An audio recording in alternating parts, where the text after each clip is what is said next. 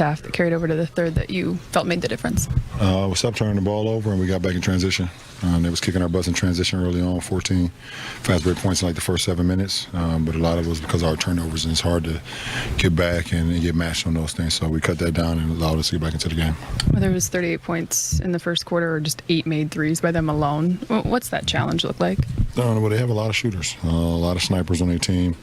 Guys that can make shots, contest, no contest, whatever, off the dribble. So, we just got to continue to, trust our schemes and trust what we want to do, and then just try to make them miss. And we was able to get back into the game and make them miss enough for us to, take the lead at one point. You said trust there a couple times. That's not built in 2 days or 2 games, but what's kind of the early returns on that with this group trusting what coaching staff has put in and the coaching staff trusting you guys to handle adjustments? Well, it's our job to go out and execute the game plan that the coaches put in front of us, and we have to earn their trust, and if we go out and execute it, then we'll continue to get more and more, from our coaching staff. So that's our job.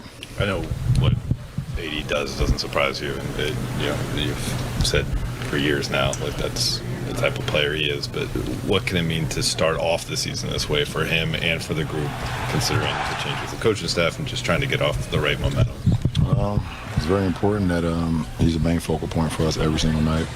Offensively, we know what he's going to do defensively, but offensively, we have to find him in multiple places on the floor throughout the whole game, and we've done that through 2 games. What did you see from AR tonight? The same thing I've seen from AR since he got here. Just an ultra competitor, makes big-time shots, and doesn't shy away from the moment. You just wrapped up a game, but you guys got the Kings tomorrow. Sacramento gave you guys trouble last season. What have been your early impressions of them, especially with DeMar on the team now? I have not seen them, so I'm not quite sure yet, but I'll start locking in on the film tomorrow before I get here, and then when we get here to go over it, it's a quick turnaround, obviously, with the back-to-back. So, but, if you look at what they've done in the past, they've been extremely well coached. They play the game at a high level to get the ball moving from side to side. And it starts with the head of snake, De'Aaron Fox. Over his speed, it creates a lot of problems for your defense. So we got to be ready for that. Is the plan to play tomorrow? Yeah. I'm playing every game. See what happens if I don't. Last question. Appreciate it. It's fun. Nice. Pump fake, relocate. You love that, don't you? 36 points on opening night. AD followed that up with 35 against the Suns. Let's go inside the locker room. He's with Allie. AD, to be down as much as 22 and specifically just knowing the firepower that Phoenix has, what did that uphill battle look like and how were you guys able to overcome? Just getting stops in the half court. We were doing a good job of that. We shot the ball extremely well in the first quarter. And then transition points, we were turning the ball over early in that first quarter, which led to, transition points. They had 14 in the first quarter, if I'm not mistaken, and we just cut that down in the second quarter and in the second half and made them score in the half court, which I think we did a pretty good job of defending in the half court, and then just slowing down offensively. Taking our time, and we made some big plays. Obviously, a lot of talk about you being that offensive hub. Do you feel a different responsibility out there right now? I don't know. I mean, I'm just going out there playing basketball. Obviously, the team is doing a good job of giving me the ball in my spots, and it's easier when guys are making shots and making plays. It just kind of opens up the floor for me. We put in a lot of good schemes where we open the floor. For myself, Brian, AR, D'Lo, and we just operate, make the right play. So I think the position job, getting the ball, just being effective. Only 2 Lakers prior to this season started off a year with consecutive games of 35-plus points. Can you name them? Kobe. Wilt. Nope. Kareem. Nope. Shaq. Nope. James Worthy. Nope. LeBron. No. The Raptors sometime. Jerry West. There's one. Elgin Baylor. So to join... Cut that part out where you said Elgin Baylor. To join those names, obviously there's so much history with this franchise, but does it make you think about what you're accomplishing here, or maybe what you could accomplish with what's left of your Laker tenure? You said that like I'm about to. I mean, microphone. No, like I said, I mean, I think it's just, the way the team is playing. Guys are making big time shots. We're making the right plays. Obviously, the schematics that Jay put in, it's just helping me out, helping everyone out, and we just have so much space, and we're having fun doing it. That's one of, our pillars is joy, and we're just having fun playing basketball. And even when we were down 22, and no one was pointing a finger, no one was rattled. We just settled into the game and just knew what we had to do, and we ended up doing it. But just having fun playing basketball, and for me, I'm just trying to do whatever I can to help the team win while having fun while doing so.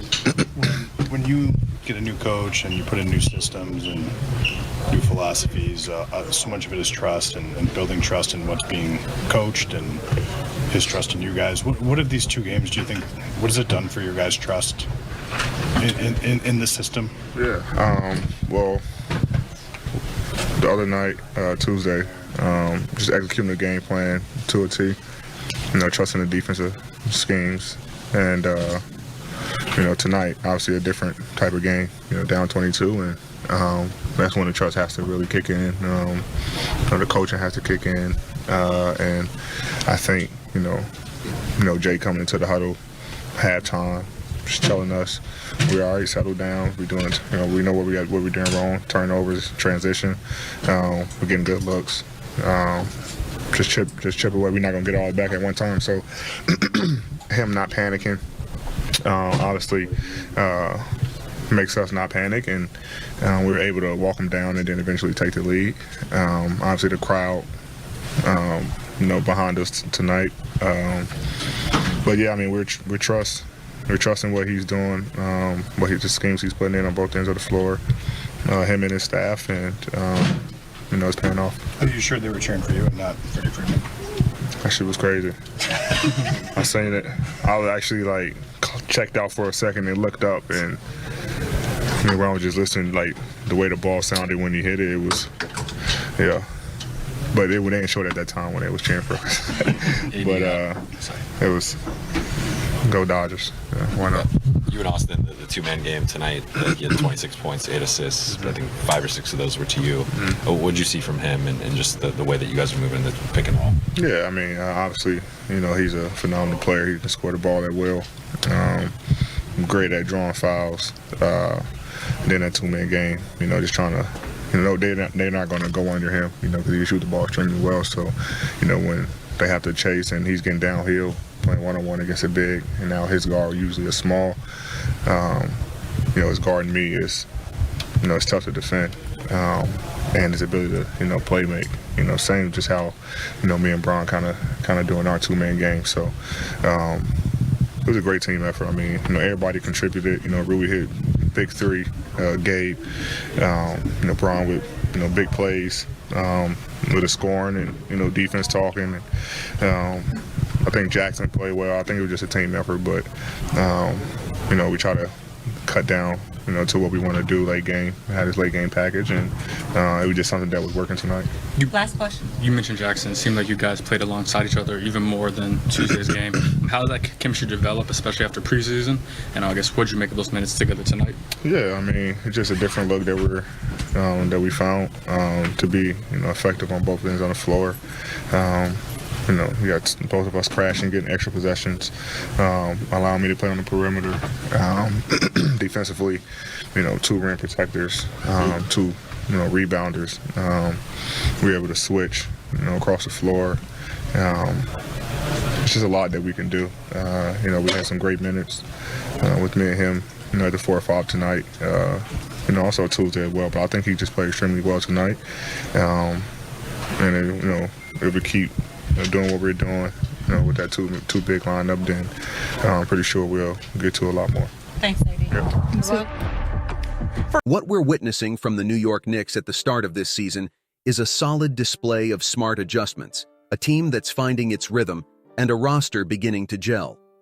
After a tough loss to the Boston Celtics, the Knicks took on the Indiana Pacers in what many saw as a true test of their defensive and adaptive abilities. The Pacers are one of the most efficient three-point shooting teams in the league, which makes it even more impressive that the Knicks held them to just 3 makes on 30 attempts from deep. This is the kind of defense that can take the Knicks from being just competitive to being truly dangerous. Coach Tom Thibodeau demonstrated his ability to make adjustments, and his commitment to keeping the team defensively focused was a difference maker that can't be ignored. It was remarkable how the Knicks held a player of Tyrese Halliburton's caliber to 0 points, with a consistent, well-coordinated defense that neutralized one of the league's top young talents. This wasn't by accident. The team took the time to revisit the previous game against Boston, analyze their weaknesses, and came back with a completely different mentality, ready to fix mistakes. This is the attitude of a team that wants to win, that is willing to learn and grow. And alongside Thibodeau, some of the team's key new acquisitions took the spotlight, especially Karl Anthony Towns and Mikal Bridges, who thrilled the crowd at Madison Square Garden. Towns was a true defensive anchor, not only blocking the paint, but also contributing with 21 points and an impressive 15 rebounds. His physical presence and ability to control the defensive rhythm were evident, and this is exactly what the Knicks need: a player who can do the heavy lifting while also creating scoring opportunities. When Towns is utilized well, he transforms the Knicks into a completely different team. Another standout of the night was Mikal Bridges, who came into this game after an adjustment period during preseason, but now looks much more comfortable in his role. Bridges showed he's more than just a 3-and-D player. He moved the ball, found good shots, and made a series of mid-range plays, even reminding fans of Kevin Durant's style. This adds a new dimension to the Knicks' offense, something the team sorely needs when facing tougher defenses. Bridges wrapped up the game with a high-efficiency performance, proving he can make an impact on both ends of the court in a versatile and commanding way. As for three-point shooting, the Knicks found a strong rhythm, shooting 44% from deep, a sharp contrast to the game against Boston. This improvement was also reflected in their ball movement, which flowed naturally, allowing the Knicks to capitalize on every open opportunity. Josh Hart's performance is also worth noting. While he may not have had the highest three-point percentage, his commitment to taking open shots kept the defense on their toes and created valuable space for drives and mid-range jumpers. Hart's approach is that of a player who understands his role and embraces it, contributing to the team's collective energy. This is a team with potential for serious growth. As Monica McNutt pointed out, it's only the second game of the season, and the Knicks are still getting to know each other on the court. Communication was one of the keys to success in this game against the Pacers, and it showed in both defense and offense. The team as a whole created a strong atmosphere of cooperation and confidence, with a more aggressive attack that pursued open shots with conviction. Now, let's talk about team defense. The mentality of second, third, and even fourth efforts, with players doing whatever it took to protect the rim and make shots difficult for the opponent, was remarkable. Help defense was especially well executed, with Towns proving he can be the rim protector the Knicks need, especially in the absence of Mitchell Robinson. Towns also led in rebounds, which are crucial for securing stops and enabling fast breaks. With this performance, we're seeing that the Knicks are building something special. Their offensive balance and defensive mentality show that this team can compete with the best. Of course, they may not yet be favorites for the championship, but if they continue making adjustments and leveraging players like Brunson, Bridges, and Towns, along with Thibodeau's leadership, the sky's the limit. The Knicks could even surprise some of the Eastern Conference's top contenders this season. This is a team that doesn't rely on just one star to win.